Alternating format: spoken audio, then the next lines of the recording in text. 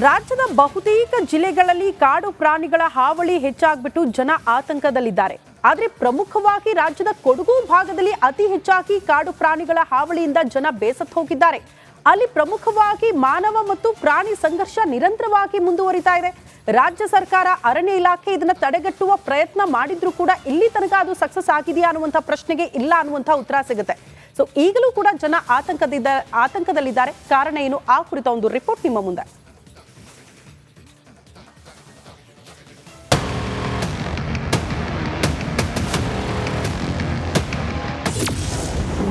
ಕೊಡಗಿನಲ್ಲಿ ಹೆಚ್ಚುತ್ತಿದೆ ಪ್ರಾಣಿ ಮಾನವ ಸಂಘರ್ಷ. ನೆಮ್ಮದಿ ಇಲ್ಲದೆ ನೂರಾರು ಕುಟುಂಬಗಳು ಅನಾಥ. ಶಾಶ್ವತ ಪರಿಹಾರವಿಲ್ಲದೆ ಹಣ ಕೊಟ್ಟ ಸರ್ಕಾರ ಸೈಲೆಂಟ್.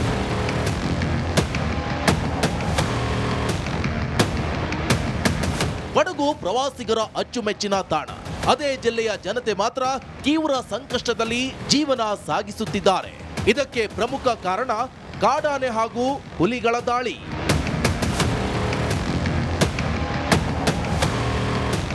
ಹೌದು, ಪ್ರಾಣಿ ಮಾನವ ಸಂಘರ್ಷಕ್ಕೆ ಕೊಡಗು ಜಿಲ್ಲೆ ನಲುಗುತ್ತಿದೆ. ಕಳೆದ 1 ದಶಕಗಳಿಂದ ಕಾಡು ಪ್ರಾಣಿಗಳ ದಾಳಿ ಹೆಚ್ಚಾಗಿದ್ದು, ಎಲ್ಲೆಂದರಲ್ಲಿ ಆನೆ, ಹುಲಿಗಳು ಸಂಚಾರ ಮಾಡುತ್ತಿವೆ. ಪರಿಣಾಮ ಕಾರ್ಮಿಕರು ತೋಟದ ಕೆಲಸಕ್ಕೆ ಬರಲು ಹಿಂದೇಟು ಹಾಕುತ್ತಿದ್ದಾರೆ. ವಿದ್ಯಾರ್ಥಿಗಳು ಶಾಲೆಗಳಿಗೆ ತೆರಳುವುದು ಕಷ್ಟವಾಗುತ್ತಿದೆ.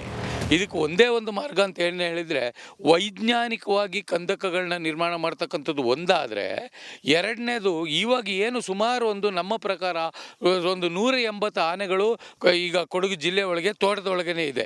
ಇದು ಸುಮಾರು ನಿಮಗೆ ಹೇಳಿದಾಗೆ 25 ವರ್ಷದಿಂದ ಇದೆ. ಇದನ್ನು ಸಂಪೂರ್ಣವಾಗಿ ಪುನರ್ವಸತಿ ಮಾಡ್ತಕ್ಕಂಥದ್ದು, ಮುಂದಕ್ಕೆ ಕಾಡಿನಿಂದ ಬರದೇ ಇರುವಂಥ ರೀತಿಯಲ್ಲಿ ಕಂದಕಗಳನ್ನ ವೈಜ್ಞಾನಿಕವಾಗಿ ಮಾಡ್ತಕ್ಕಂಥದ್ದು ಒಂದೇ ಮಾರ್ಗ. ಕಾಡಿನಲ್ಲಿ ಆಹಾರ ಇಲ್ಲದ ಕಾರಣಕ್ಕೆ ನಾಡಿನತ್ತ ಬರುವ ಆನೆ ಮತ್ತು ಹುಲಿಗಳ ಸಂಖ್ಯೆ ಗಣನೀಯವಾಗಿ ಏರಿಕೆಯಾಗಿರುವುದು. ಆನೆ, ಹುಲಿ ದಾಳಿಯಾದಾಗ ಜನತೆ, ರೈತ ಸಂಘ ಪ್ರತಿಭಟನೆ ಮಾಡಿದ್ರು ಯಾವುದೇ ಕ್ರಮ ಆಗುತ್ತಿಲ್ಲ ಅಂತ ಆಕ್ರೋಶ ವ್ಯಕ್ತವಾಗುತ್ತಿದೆ.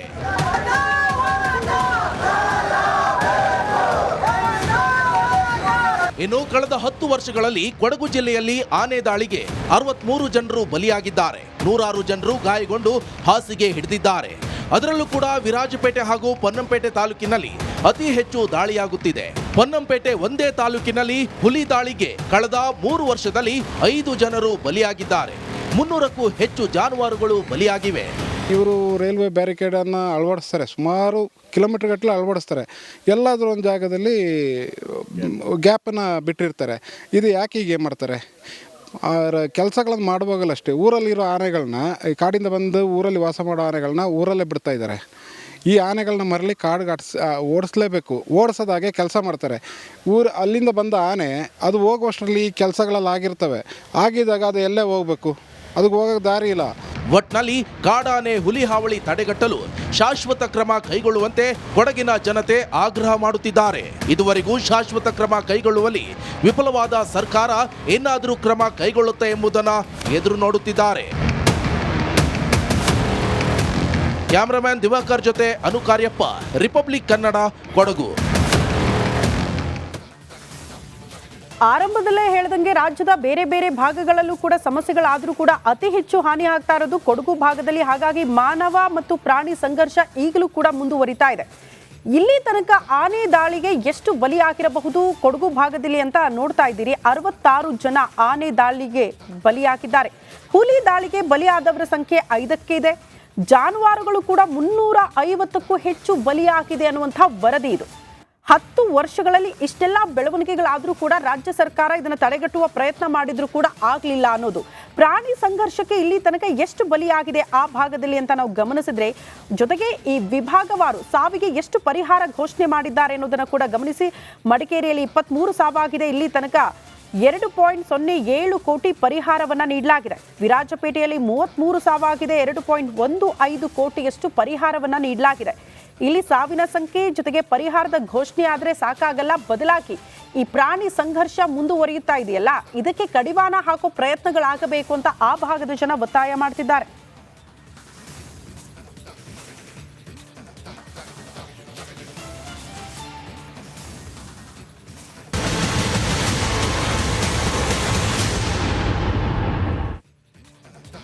ರಾಜ್ಯದ ಬಹುತೇಕ ಜಿಲ್ಲೆಗಳಲ್ಲಿ ಕಾಡು ಪ್ರಾಣಿಗಳ ಹಾವಳಿ ಹೆಚ್ಚಾಗ್ಬಿಟ್ಟು ಜನ ಆತಂಕದಲ್ಲಿದ್ದಾರೆ. ಆದರೆ ಪ್ರಮುಖವಾಗಿ ರಾಜ್ಯದ ಕೊಡಗು ಭಾಗದಲ್ಲಿ ಅತಿ ಹೆಚ್ಚಾಗಿ ಕಾಡು ಪ್ರಾಣಿಗಳ ಹಾವಳಿಯಿಂದ ಜನ ಬೇಸತ್ತು ಹೋಗಿದ್ದಾರೆ. ಅಲ್ಲಿ ಪ್ರಮುಖವಾಗಿ ಮಾನವ ಮತ್ತು ಪ್ರಾಣಿ ಸಂಘರ್ಷ ನಿರಂತರವಾಗಿ ಮುಂದುವರಿತಾ ಇದೆ. ರಾಜ್ಯ ಸರ್ಕಾರ, ಅರಣ್ಯ ಇಲಾಖೆ ಇದನ್ನ ತಡೆಗಟ್ಟುವ ಪ್ರಯತ್ನ ಮಾಡಿದ್ರೂ ಕೂಡ ಇಲ್ಲಿ ತನಕ ಅದು ಸಕ್ಸಸ್ ಆಗಿದೆಯಾ ಅನ್ನುವಂಥ ಪ್ರಶ್ನೆಗೆ ಇಲ್ಲ ಅನ್ನುವಂಥ ಉತ್ತರ ಸಿಗುತ್ತೆ. ಸೊ ಈಗಲೂ ಕೂಡ ಜನ ಆತಂಕದಲ್ಲಿದ್ದಾರೆ. ಕಾರಣ ಏನು? ಆ ಕುರಿತ ಒಂದು ರಿಪೋರ್ಟ್ ನಿಮ್ಮ ಮುಂದೆ.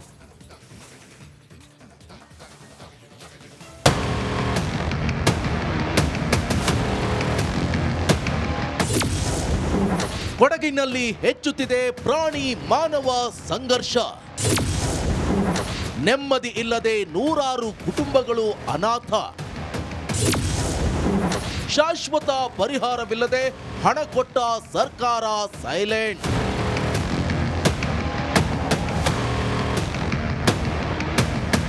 ಕೊಡಗು ಪ್ರವಾಸಿಗರ ಅಚ್ಚುಮೆಚ್ಚಿನ ತಾಣ. ಅದೇ ಜಿಲ್ಲೆಯ ಜನತೆ ಮಾತ್ರ ತೀವ್ರ ಸಂಕಷ್ಟದಲ್ಲಿ ಜೀವನ ಸಾಗಿಸುತ್ತಿದ್ದಾರೆ. ಇದಕ್ಕೆ ಪ್ರಮುಖ ಕಾರಣ ಕಾಡಾನೆ ಹಾಗೂ ಹುಲಿಗಳ ದಾಳಿ.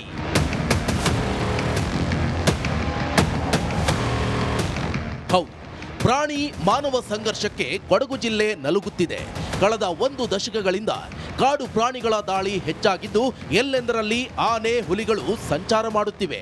ಪರಿಣಾಮ ಕಾರ್ಮಿಕರು ತೋಟದ ಕೆಲಸಕ್ಕೆ ಬರಲು ಹಿಂದೇಟು ಹಾಕುತ್ತಿದ್ದಾರೆ. ವಿದ್ಯಾರ್ಥಿಗಳು ಶಾಲೆಗಳಿಗೆ ತೆರಳುವುದು ಕಷ್ಟವಾಗುತ್ತಿದೆ. ಇದಕ್ಕೆ ಒಂದೇ ಒಂದು ಮಾರ್ಗ ಅಂತ ಹೇಳಿದರೆ, ವೈಜ್ಞಾನಿಕವಾಗಿ ಕಂದಕಗಳನ್ನ ನಿರ್ಮಾಣ ಮಾಡ್ತಕ್ಕಂಥದ್ದು ಒಂದಾದರೆ, ಎರಡನೇದು ಇವಾಗ ಏನು ಸುಮಾರು ಒಂದು ನಮ್ಮ ಪ್ರಕಾರ ಒಂದು 180 ಆನೆಗಳು ಈಗ ಕೊಡಗು ಜಿಲ್ಲೆ ಒಳಗೆ ತೋಟದ ಒಳಗೇ ಇದೆ. ಇದು ಸುಮಾರು ನಿಮಗೆ ಹೇಳಿದಾಗೆ 25 ವರ್ಷದಿಂದ ಇದೆ. ಇದನ್ನು ಸಂಪೂರ್ಣವಾಗಿ ಪುನರ್ವಸತಿ ಮಾಡ್ತಕ್ಕಂಥದ್ದು, ಮುಂದಕ್ಕೆ ಕಾಡಿನಿಂದ ಬರದೇ ಇರುವಂಥ ರೀತಿಯಲ್ಲಿ ಕಂದಕಗಳನ್ನ ವೈಜ್ಞಾನಿಕವಾಗಿ ಮಾಡ್ತಕ್ಕಂಥದ್ದು ಒಂದೇ ಮಾರ್ಗ. ಕಾಡಿನಲ್ಲಿ ಆಹಾರ ಇಲ್ಲದ ಕಾರಣಕ್ಕೆ ನಾಡಿನತ್ತ ಬರುವ ಆನೆ ಮತ್ತು ಹುಲಿಗಳ ಸಂಖ್ಯೆ ಗಣನೀಯವಾಗಿ ಏರಿಕೆಯಾಗಿರುವುದು. ಆನೆ, ಹುಲಿ ದಾಳಿಯಾದಾಗ ಜನತೆ, ರೈತ ಸಂಘ ಪ್ರತಿಭಟನೆ ಮಾಡಿದ್ರು ಯಾವುದೇ ಕ್ರಮ ಆಗುತ್ತಿಲ್ಲ ಅಂತ ಆಕ್ರೋಶ ವ್ಯಕ್ತವಾಗುತ್ತಿದೆ.